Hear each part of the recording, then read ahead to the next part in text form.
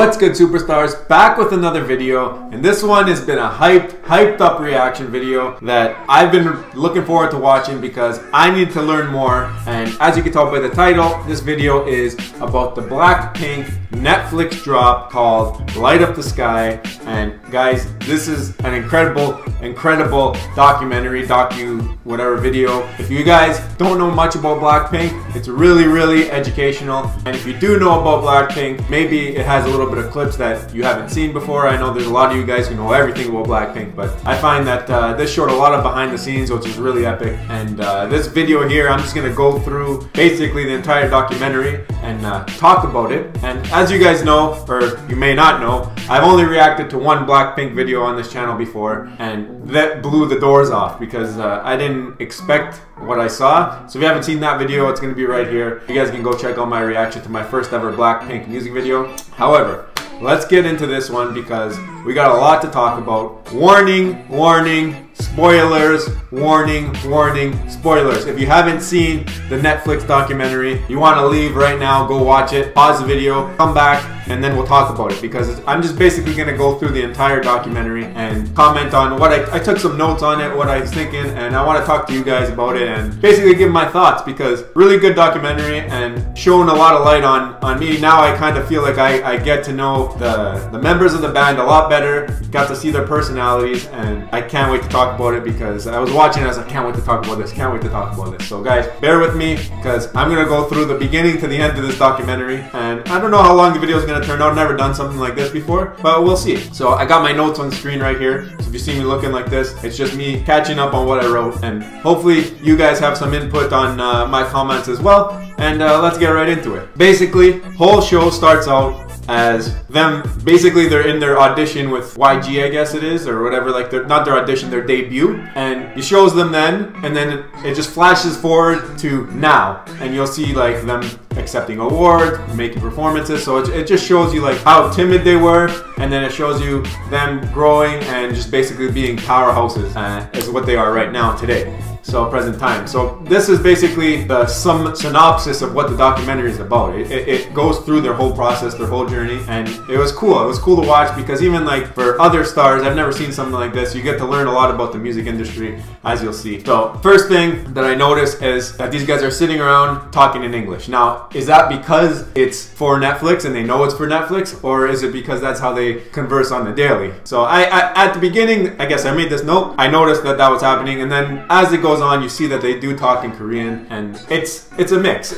Some of the girls are more comfortable talking in Korean, some of the girls are very comfortable speaking in English, and it goes back to their background. But that's the first thing that I noticed. The other thing I noticed is they got really deep behind the scenes footage, basically showing some of the girls talking. This is before I knew who any of the girls were, and I was just watching and taking notes. So they basically get into the girls talking about their ideas, and one of the ideas that popped out was one of the girls says, you know, we haven't really done anything girly. I think it was Jenny. I can't remember off the top of my head, but she goes, we haven't really done anything girly yet. And it shows that they're thinking of how they're coming off to their audience. Are they coming off as girly? Are they coming off as punk, as pop? You know, like that's in their head, and they want to be doing different things. That's what I got from this comment, is that they want to be doing all different kinds, hitting all different platforms. So she's saying, look, we've done everything. We haven't done anything girly yet. Let's do that. So that's showing to me that they're trying to push the envelope, not just be stuck into one category, which is very important nowadays. Like, you can't just be doing one thing if you want to be noticed on a world scale, and they've nailed that. The next thing that comes up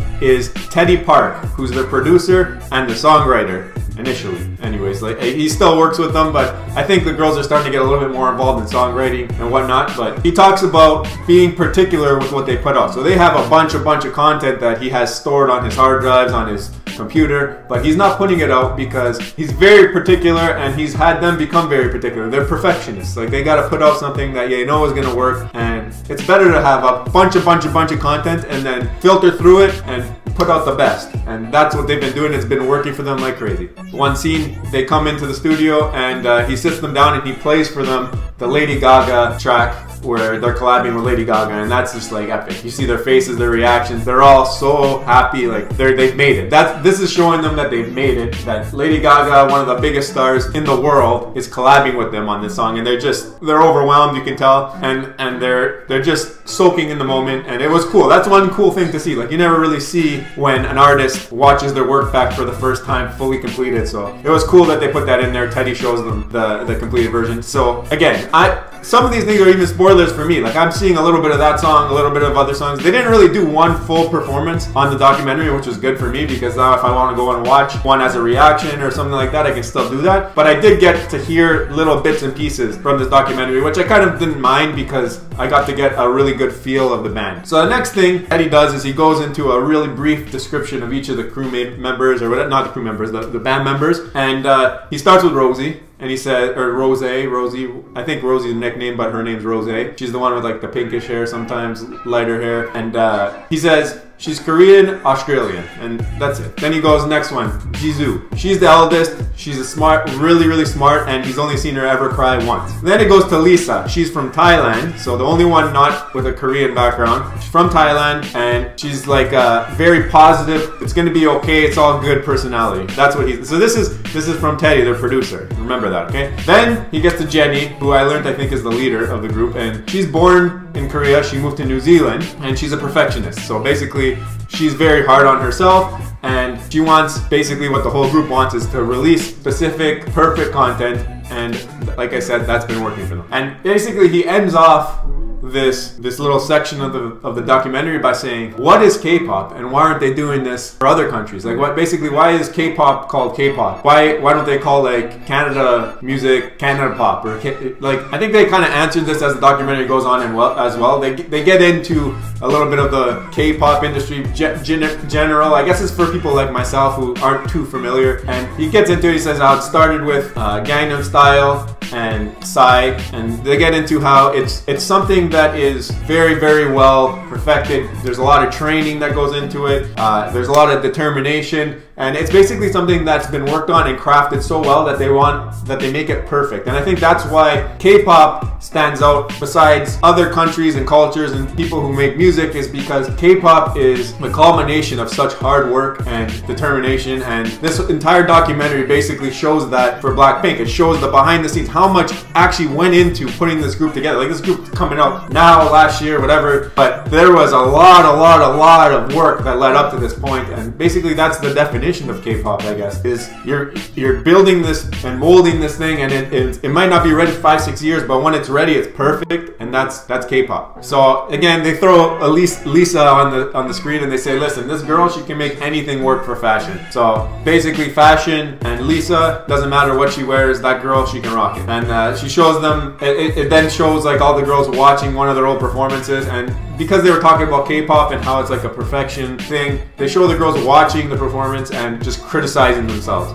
saying like, I should have done this, I should have done that. So it goes back to K-pop is about perfection and about basically mastering your craft. And that's one thing that I pulled from this documentary really strongly, is that it's a lot of work, put out minimal things, but minimal things that you put out are perfect. So now the documentary gets into each individual member and does a deeper dive. So first one that they talk about is Jenny, and when they show her, she's doing Pilates, and it just puts like a real side to her, something that people can relate to. They show her like in pain. She's the only child. She went to New Zealand for travel with her mom, and then her mom said, yo, do you like it here? And she's like, yeah, I really like it here. She's like, yo, do you want to go back and kind of live there? And she's like, okay, I'll live there. I don't know, I'm young, I just do whatever you want. And then she's like, okay, we're gonna do it. And she's like, okay, let's do it. How about Jenny, my friend? And she's like, oh, okay, yeah, your friend Jenny, or whatever. Anyway, I got ahead of myself. I didn't know what I was saying anymore. But anyways, long story short, she moves to New Zealand with her mom. In New Zealand, her friends, they teach her English. That's how she learned her English. She's very, very well spoken in this documentary. She says in the documentary that she was super shy, and that might be a confidence thing with the language, who knows. She said, but she couldn't really order things on the phone. That's how shy she was. Now she's the leader. So like, she's made a really big growth improvement. At 15, she went to America to see if she wants to move there. And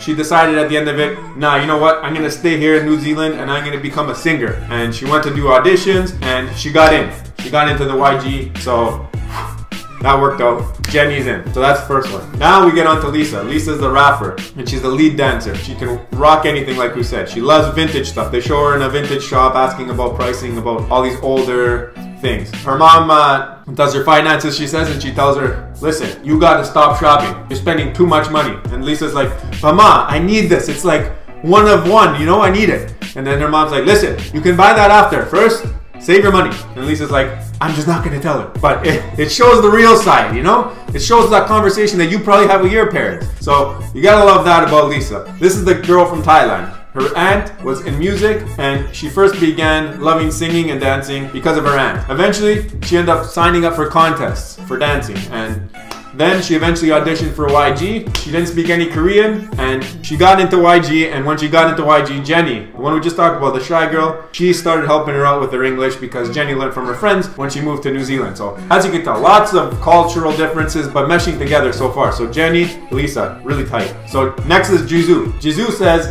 that her friends and family called her ugly when she was young. And now, I think she's probably known as one of the most pretty girls from Blackpink, or standard Korean, what people call pretty in Korea. You guys let me know if that's right, but that's what I've seen in the comments. She's one of the prettier ones, well-known girls from Blackpink. Her English is like this, but she's learning, and she gets help learning that from Jenny again. Like, she's one of the ones that helps her the most.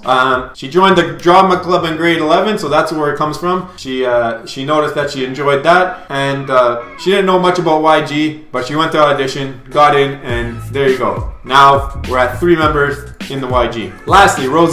So she talks about her training days, how it was easier because she's surrounded by music all the time. All the time she's thinking music, she's thinking performances. Now she's so busy all the time that just to get some time to work on her craft, she has to do it at nighttime in hours when everybody would be sleeping. But it shows the determination and the hustle that Rose, that's what I got from her. She's like a hustler. She actually really wants it, and even though she already has it, she still wants to perfect it. And that's what I love about Rose. One of my favorites. She was born in New Zealand, and she moved to Australia. So this is like another mover, but she felt like she lives like Hannah Montana, the 2 lives. She had a regular life, and she had like a performing life. So that's kind of cool because she did become huge like Hannah Montana did in her show. YG was going to Australia, and her dad said, if you want to go audition, I can bring you. So she went, she made it, and YG calls her. She's 16 years old. She's like, yo, you gotta be in Korea in 2 months. Drop everything. So she drops out of school, she goes to Korea, and she moved away from her family for the first time at 16. So that's young. That's young to be moving to a different country you've never been to, and just dropping everything for your career that you love. And the dad and family, everybody helped her get to that point, and they obviously gave her their blessing because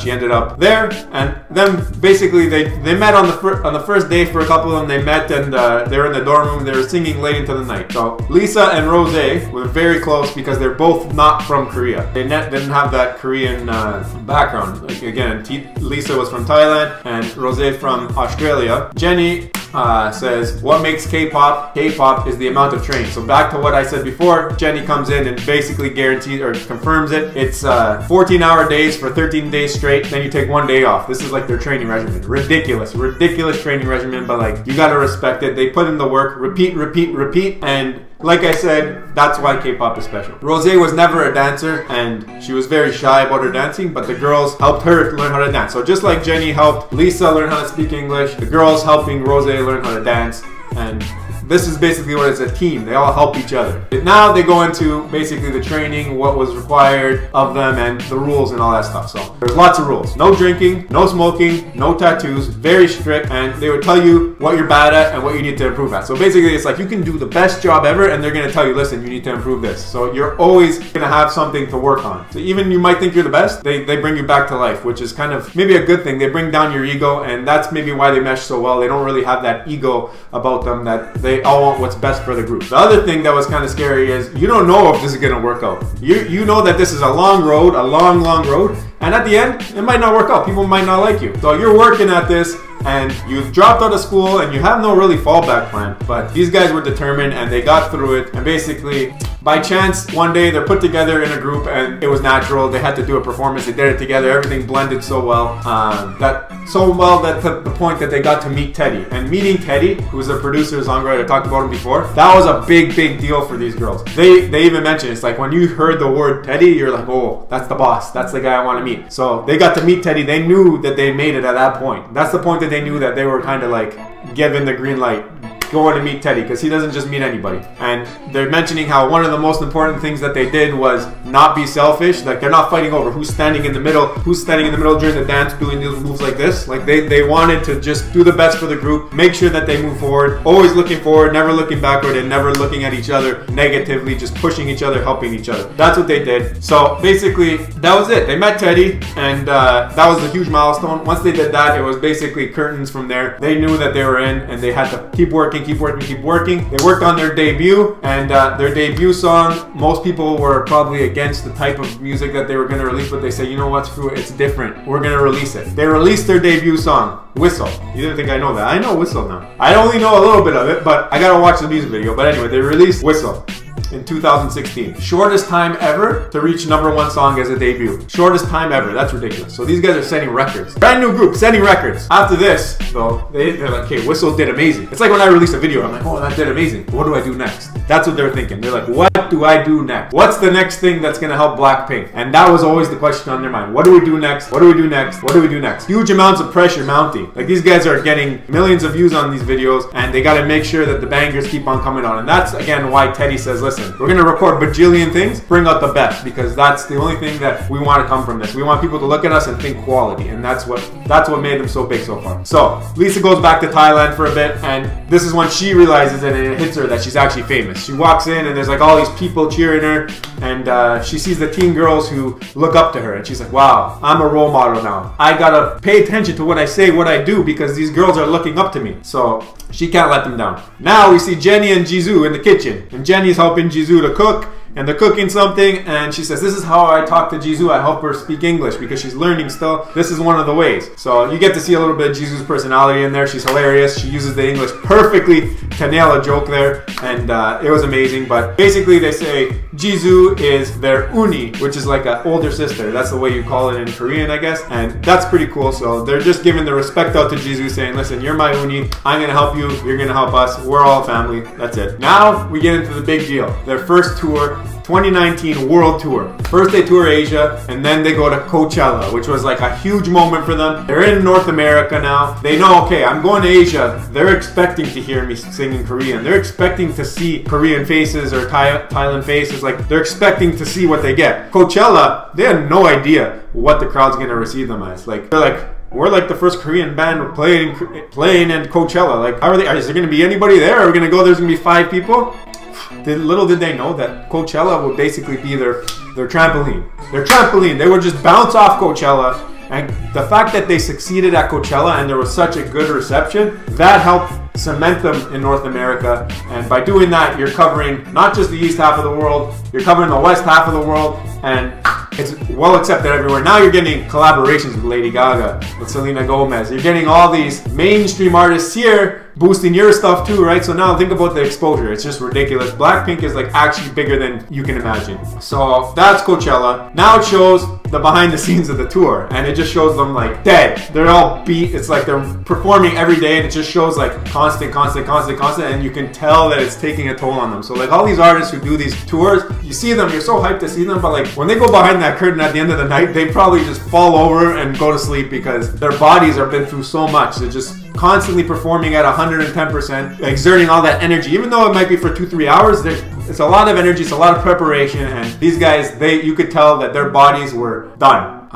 So one thing what came from this is you'd see them upset because the tour is taking a toll on their body, but Lisa, power of positivity, Lisa comes through and always brightens them, and she's like, you know, maybe I'm always too positive. And they're like, no, we need you to do that because we can't handle it sometimes, and you help raise our spirits. And that's true. You guys need to do that too in your daily life. Like, go walk around people you care about and try and brighten their spirits. Sometimes people have a bad day. You want to just try and make them smile. Even if you're just saying, hey, you look great, you know, or hey, that's cool. Just something to make them smile, because positivity goes a long way. Like, you can be in a pandemic and spread some positivity and people forget about it. That's the whole point of positivity. You want to make sure that people are happy around you because that'll make you happy. And there's no harm in spreading positivity. I mean, you can spread too much. Even look, Lisa says, maybe I spread too much. And they're like, no, please do it, because we forget about it. And people in their daily life, they're so fed up and full of things in their head from work and school and all this stuff. But if somebody comes along and tries to brighten your day, it's gonna remind you that there's good people. And if you guys go out and do that, that's amazing. So like I said, then now they're going into detail about Coachella, their springboard, their trampoline, right? They say this is a chance to tell the world that we're ready for this. Not sure who would like them because Coachella is for people who like music in general. So if they can succeed there, this is exactly what I said. They're not sure if they would specifically like Blackpink because they weren't specifically there for Blackpink. So their first concert where the people who came weren't there just to see them. They were there to see all the music, right? So this is a turning point for the audience. This is not just K-pop music, it's something new. That's what the crowd was saying. Like maybe the crowd might have went in there with a stereotypical, this is gonna be K-pop. They come in, they're like, what? There's a rapper? What's going on here? Like this is different. And then they caught the attention, which is what they needed to do. Who could imagine, this is a direct quote from Blackpink, who could imagine thousands of people singing in Korean at Coachella? Come on, that just shows it. That just shows it right there. Culture no longer matters for music. Atmosphere and vibe is what matters the most. It makes them feel like their training, which they've been doing for so many years, finally worth it because they've been able to grab the heartstrings of people who are not from the same culture and have the same effect as people who are from their culture. So they noticed at that point that this is actually real and it actually made them,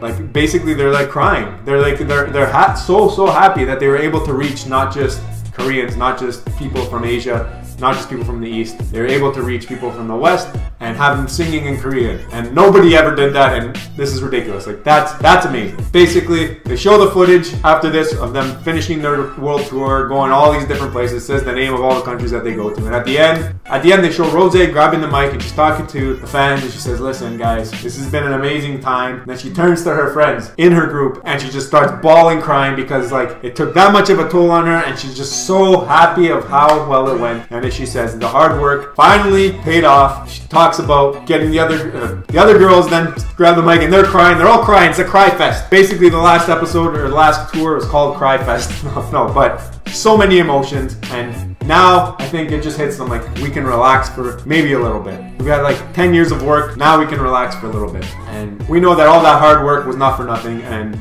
it turned out great. So I think that they just need a week or 2 weeks off, you know what I mean, just to get their bodies going. But I guarantee you these girls are back working because that's all they know. They only know to work, right? So whole documentary closes out with them talking about their future. And they're sitting in a restaurant where they've been before and they know the waiter and the waiter recognizes them from before they were famous. And they're talking, okay, when I'm 40 years old, am I going to be married? And they're like, am I going to have kids? And then one of them's like, do you think we're going to be doing our comeback tour at that point? So like they got that personality, right? So you got to love Blackpink. It shows their personality, this documentary. I highly recommend it. Even though I gave you the whole synopsis here, you still got to watch it because this is just me talking. You got to go see the actual footage because it gives you that connection. Like I feel like I know them now and they have no idea who I am. But if you show them this, maybe they'll know who I am. But Blackpink, Light Up the Sky, great documentary on Netflix, highly recommended. Five stars, 2 thumbs up, you know. And I think this just gave me more motivation to want to watch some more Blackpink music videos. I can't wait now that I know a little bit more. I can actually identify them really well because there's only 4 of them, so it's really easy now for me. And their personalities, and I can just tell now how each one fits into the group. And I'm really happy that I watched it. So guys, if you like this synopsis, I know it's a long one, but if you like this synopsis, please leave me a thumbs up, subscribe to the channel, and share it with your friends who like Blackpink as well. Maybe they want to see my take on it, someone else who's seen the same documentary as them. And go watch the documentary, go subscribe to them on their YouTube and thumbs up their stuff and go on their Instagram and stuff like that because this is what it's all about, guys. Sharing and sharing and sharing and caring, and you know what I mean. So guys, thank you so much for watching. If you just found me, hit the thumbs up, subscribe, and we'll see you in the next one, hopefully. I love you. Bye.